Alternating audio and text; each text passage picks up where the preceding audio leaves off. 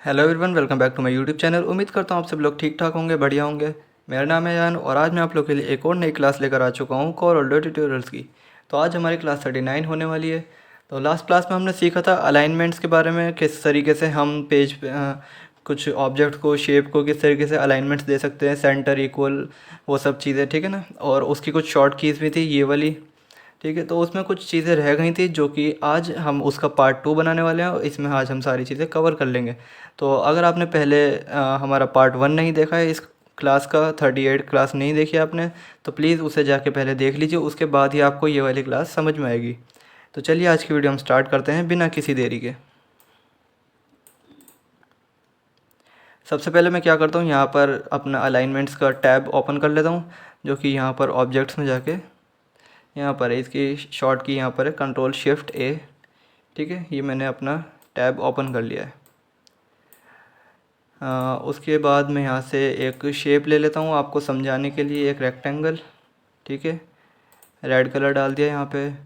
और एक और शेप इसी में से हम ले लेते हैं, एक और रेक्टेंगल थोड़ा सा छोटा, ठीक है ना। इसको हम कर देते हैं येलो कलर में, ठीक है। तो हमने लास्ट क्लास में देखा था कि हम इसको किस तरीके से शॉर्ट कीज से हम इसको टॉप, बॉटम, लेफ़्ट, राइट, ये सब चीज़ें हम इसमें कैसे कैसे कर सकते हैं, ठीक है। तो आज हम देखेंगे कि हम यहाँ से ये जो हमारे कीज़ हैं, यहाँ से हम किस तरीके से कर सकते हैं, और उसके बाद जो बाकी की चीज़ें रह गई थी वो भी हम यहाँ पे आज देख लेंगे, ठीक है। तो पहले मैं क्या करूँगा, पहले मैं इन दोनों को ऐसे सेलेक्ट कर लूँगा। उसके बाद हमने क्या किया था, अगर मुझे इस वाले ऑब्जेक्ट को इस वाले के टॉप पर लेके जाना था तो हम अपने कीबोर्ड से टी प्रेस कर रहे थे और ये इसके टॉप पर पहुंच जाता था, ठीक है ना। तो यहाँ पर भी सेम वही वाला ऑप्शन मौजूद है। यहाँ पर अलाइन टॉप के लिए मैं यहाँ से क्लिक कर दूँगा, यहाँ पर ये टॉप पर इसके पहुँच जाएगा। उसके बाद जैसे कि यहाँ पर लेफ़्ट के लिए एल हम प्रेस करेंगे, ठीक है, तो ये इसके लेफ़्ट में आ जाएगा।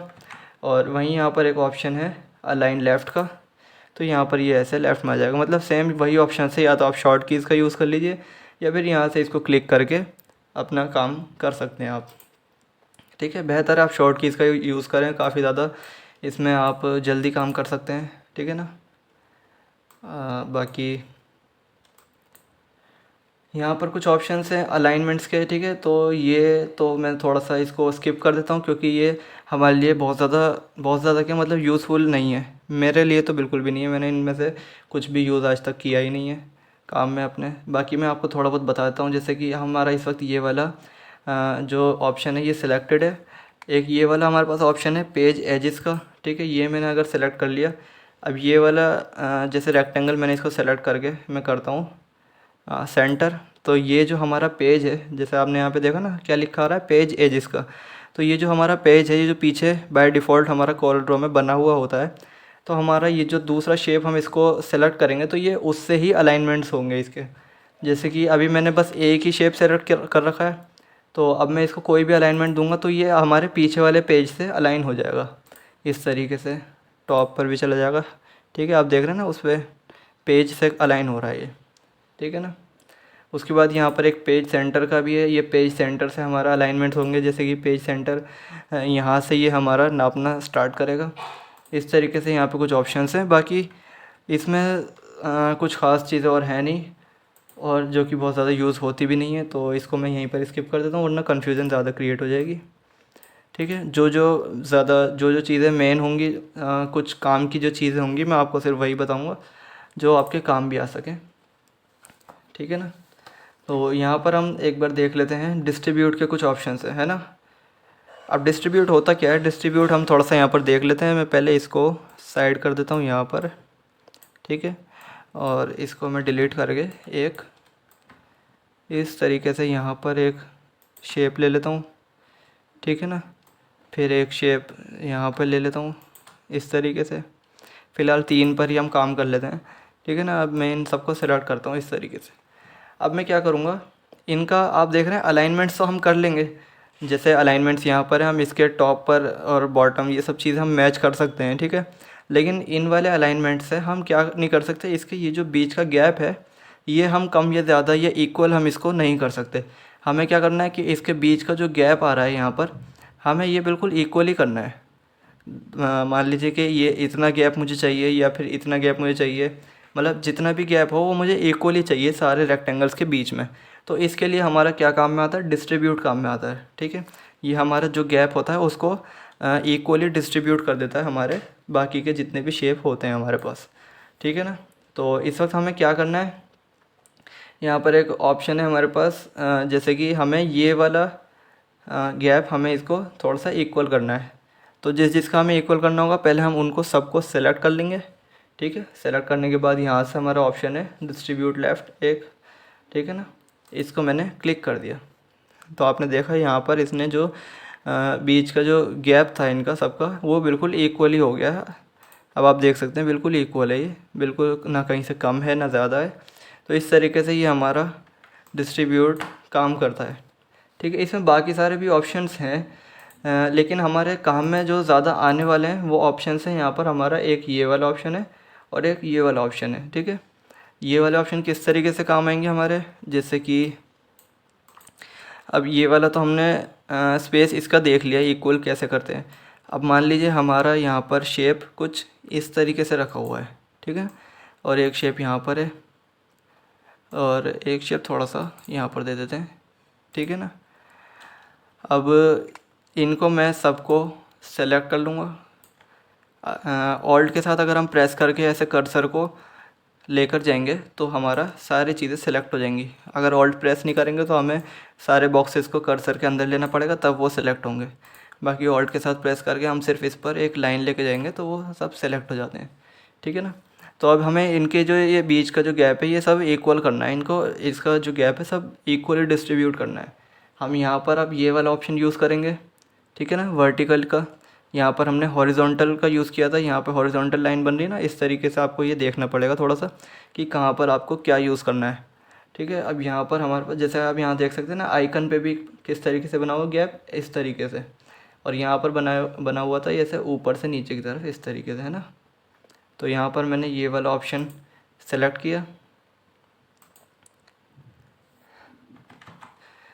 ठीक है। और ये इसने हमें गैप इसका सब एकदम बराबर करके दे दिया। अभी अलाइनमेंट्स हम कर लेंगे इसके, क्योंकि अभी अलाइन नहीं है तो इसलिए शायद आपको समझ नहीं आ रहा होगा। तो यहाँ से हम इसका सेंटर अलाइनमेंट भी दे देंगे। अब आप देखें इसको, बिल्कुल इसके जो गैप है बीच का बिल्कुल इक्वल हो चुका है। तो ये हमारा कुछ इस तरीके से काम करता है हमारा डिस्ट्रीब्यूट का ऑप्शन, ठीक है ना। मैं इसको थोड़ा सा साइड पे कर देता हूँ, ठीक है। अब मान लीजिए कि हमारे पास हमने कोई डिज़ाइन बना लिया, ठीक है। डिज़ाइन बनाने के बाद हमारे पास इस तरीके से एक छोटी सी जगह यहाँ पर बच रही है जिसमें हमें क्या करना है। मैं पहले थोड़ा सा कुछ टेक्स्ट यहाँ पर लिख देता हूँ,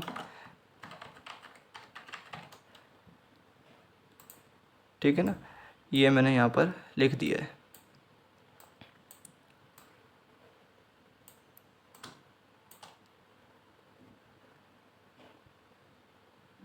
और एक यहाँ पर है, ठीक है ना, एक यहाँ पर और यहाँ पर, ठीक है। तो ये इस तरीके से हमारा कुछ टेक्स्ट है जो थोड़ी सी जगह हमारी डिज़ाइन में बच रही है, हमें यहाँ पर ये डालना है, ठीक है।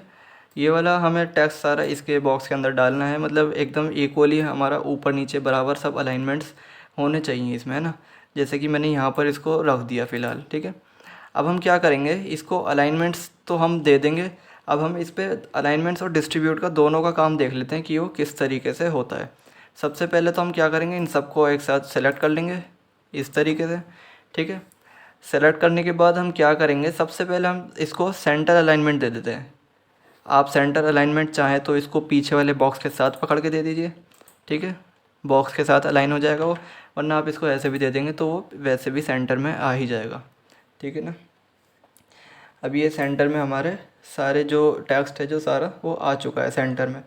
उसके बाद हम क्या करेंगे, इसको सेलेक्ट कर लेंगे। उसके बाद हम इसका जो गैप है वो इसको डिस्ट्रीब्यूट हम कैसे करेंगे, यहाँ से हम ये वाला ऑप्शन यूज़ कर लेंगे। हमारा जो टेक्स्ट था वो आराम से इस बॉक्स के अंदर बिल्कुल इक्वली आ चुका है। इसका बीच का गैप भी इक्वल है और ये अलाइनमेंट भी इसके सारे बिल्कुल ठीक हैं। तो ये इस तरीके से हमारे टेक्स्ट के ऊपर भी काम करता है। हमें कहीं पर थोड़ी बहुत जगह में कुछ टेक्स्ट को एडजस्ट करना होता है, उसके बीच का गैप वगैरह सब देख कर, तो हम इस तरीके से उसमें काम कर लेते हैं, ठीक है ना। तो इसी तरीके से जैसे कि मैंने यहाँ पर आपको बॉक्स पर भी दिखा दिया और यहाँ पर एक हमने टेक्स्ट के ऊपर भी दिखा दिया। ठीक है, तो ये बस एक छोटी सी क्लास थी, जो थोड़ी सी चीज़ें हमारी लास्ट क्लास में रह गई थी वो मैंने इस वाली क्लास में कंप्लीट कर दी हैं। तो उम्मीद है आपको ये आज की क्लास हमारी अच्छे से समझ में आ गई होगी। तो आप अगर इसको थोड़ा सा देख लेंगे, इसको मैं हटा देता हूँ।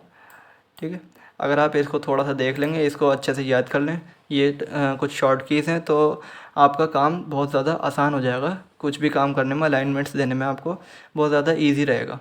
ठीक है ना। तो ये एक छोटी सी क्लास थी दोस्तों आज की, और उम्मीद है आपको आज की क्लास ये अच्छे से समझ में आई होगी, वीडियो पसंद आई होगी। अगर आपको वीडियो पसंद आई हो तो प्लीज़ इसको लाइक कर दीजिएगा और चैनल को सब्सक्राइब करके बेल वाला आइकन भी दबा दीजिएगा। मिलेंगे ऐसे ही किसी और इंटरेस्टिंग क्लास के साथ किसी नेक्स्ट वीडियो में, तब तक के लिए गुड बाय।